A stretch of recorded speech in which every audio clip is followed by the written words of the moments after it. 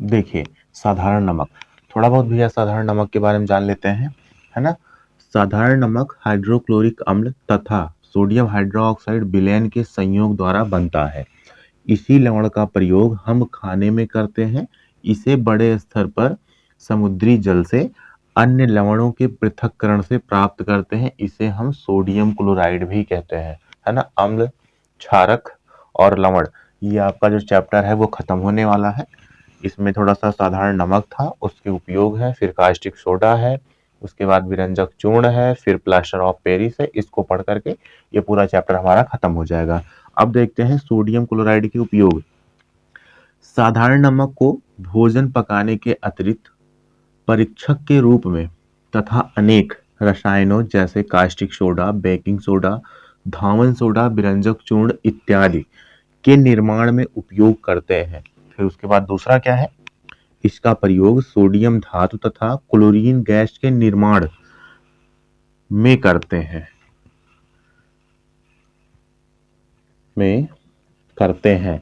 अब यहाँ पे आप देखो, द्रव अवस्था में विद्युत अपघटन द्वारा, कहने का मतलब लिक्विड फॉर्म रहेगा, उसमें विद्युत अपघटन द्वारा हम सोडियम और क्लोरीन गैस का निर्माण करवाते हैं। समझ में आया।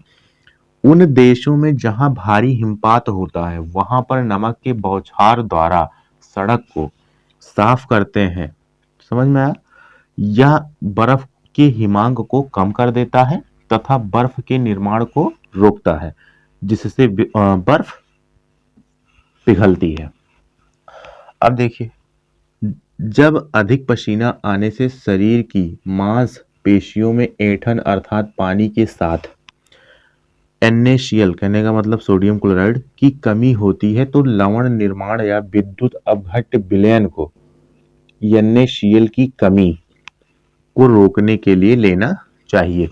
ये तो साधारण नमक था थोड़ा सा। उसके बाद इस साधारण नमक का जो उपयोग है 3-4 है। अब आगे भैया थोड़ा सा और जानेंगे, इसको लिख लीजिए। देखिए, कास्टिक सोडा है, सोडियम क्लोराइड के जलीय विलयन में विद्युत प्रवाहित करने पर यह वियोजित होकर सोडियम हाइड्रोक्साइड उत्पन्न करता है। इस प्रक्रिया को क्लोरो क्षार प्रक्रिया कहते हैं, है ना। कास्टिक सोडा हमारा यही है NaOH। अब देखो भैया बनता कैसे, रिएक्शन देख लो।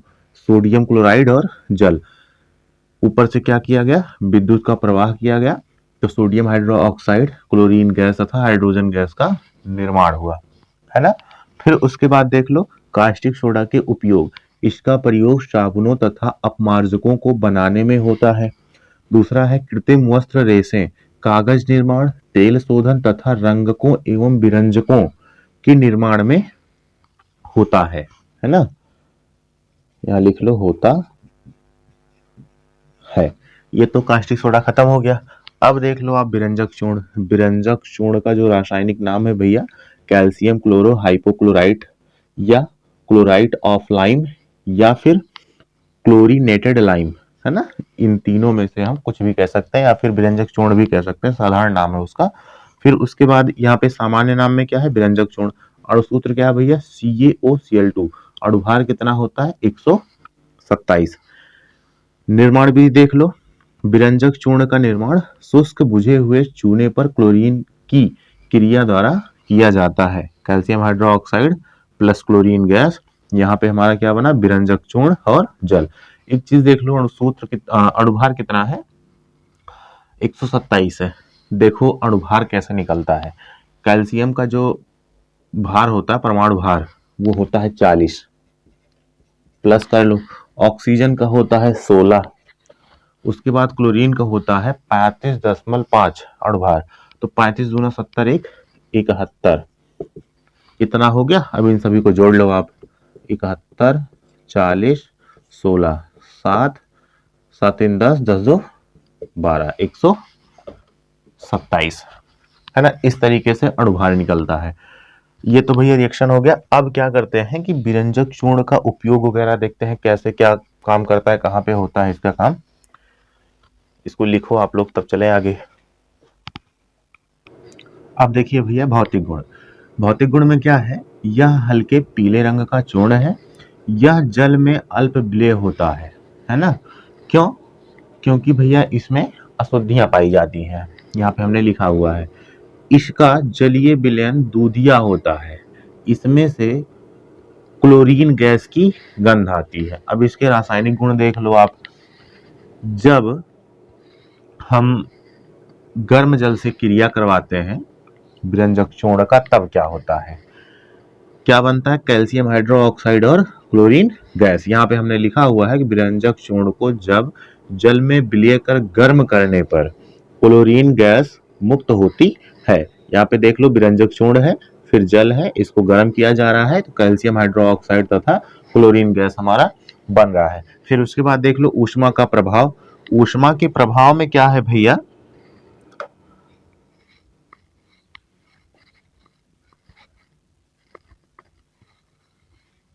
इसे गर्म करने पर यह अपघटित होकर O2 तथा कैल्शियम क्लोराइड देता है। यहाँ पे विरंजक चूर्ण है, इसको ऊष्मा दिया गया, कैल्शियम क्लोराइड तथा ऑक्सीजन का निर्माण हुआ जो कि गैस के रूप में है। अब देखो भैया तीसरा, उत्प्रेरक अपघटन क्या है। यह उत्प्रेरक, सबसे पहले तो आप समझ लो उत्प्रेरक वे होते हैं कि जो अभिक्रिया की दर को कई गुना बढ़ा देते हैं। कहने का मतलब जो 15 मिनट में होगा वो 5 मिनट में हो जाएगा, है ना। उत्प्रेरक मतलब ये कि अपक्रिया की दर को बढ़ा देते हैं। विरंजक चूर्ण उत्प्रेरक कोबाल्ट क्लोराइड की उपस्थिति में अपघटन के पश्चात O2 देता है, कहने मतलब ऑक्सीजन गैस। यहाँ पे हमारा विरंजक चूर्ण है, उत्प्रेरक के रूप में हमारा कोबाल्ट क्लोराइड है, जब क्रिया हुई तो कैल्शियम क्लोराइड तथा ऑक्सीजन गैस बना। समझ में आया, इसको लिख लीजिए। अब देखो भैया कार्बन डाइऑक्साइड तथा तनु अम्लों से क्रिया। जब विरंजक चूर्ण की क्रिया कार्बन डाइऑक्साइड तथा अम्लों के साथ होती है तब जो है क्लोरीन गैस का निर्माण होता है। देखो यहाँ पे हमने इसको लिख लिया, आप इसको देखो।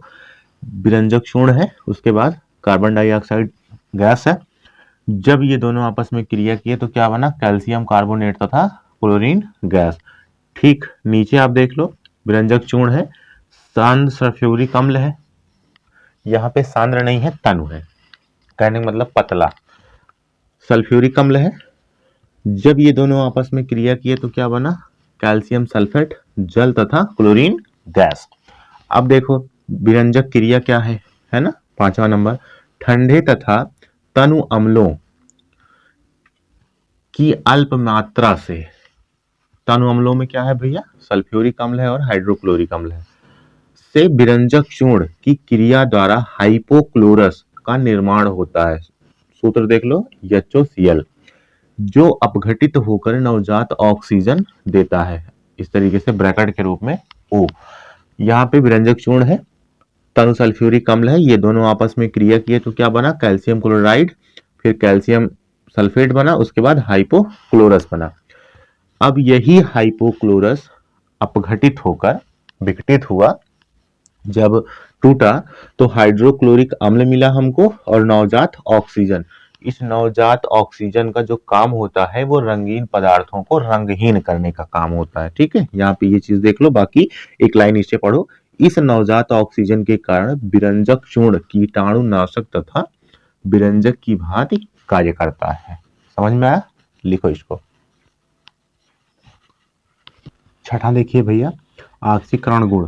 पहला क्या है, यह सोडियम आर्सेनाइट को सोडियम आर्सेनेट में ऑक्सीकृत कर देता है। यहाँ पे देखिए Na3ASO3 आर्सेनाइट है, जब इसकी क्रिया विरंजक चूर्ण के साथ करवाई गई तो आर्सेनेट Na3ASO4 तथा कैल्शियम क्लोराइड का निर्माण हुआ। फिर उसके बाद इसमें देख लो बी है, यह अम्लीय माध्यम में पोटेशियम आयोडाइड को आयोडीन में ऑक्सीकृत कर देता है। विरंजक चूर्ण है भैया, एसिटिक अम्ल है, पोटेशियम आयोडाइड है, कैल्शियम एसीटेट है ना, ये दोनों तीनों जब आपस में क्रिया किए तो कैल्शियम एसीटेट, फिर उसके बाद पोटेशियम क्लोराइड, फिर आयोडीन, फिर उसके बाद जल का निर्माण हुआ। फिर आप देख लो तीसरा है सी, यह लिथार्ज PbO, इसको हम लेड ऑक्साइड भी कहते हैं, को लेड डाइऑक्साइड PbO2 में ऑक्सीकृत कर देता है। यहाँ पे देखिए विरंजक चूर्ण है, यहाँ पे लेड ऑक्साइड है, जब ये दोनों आपस में क्रिया किए तो कैल्शियम क्लोराइड तथा लेड डाइऑक्साइड का निर्माण हुआ।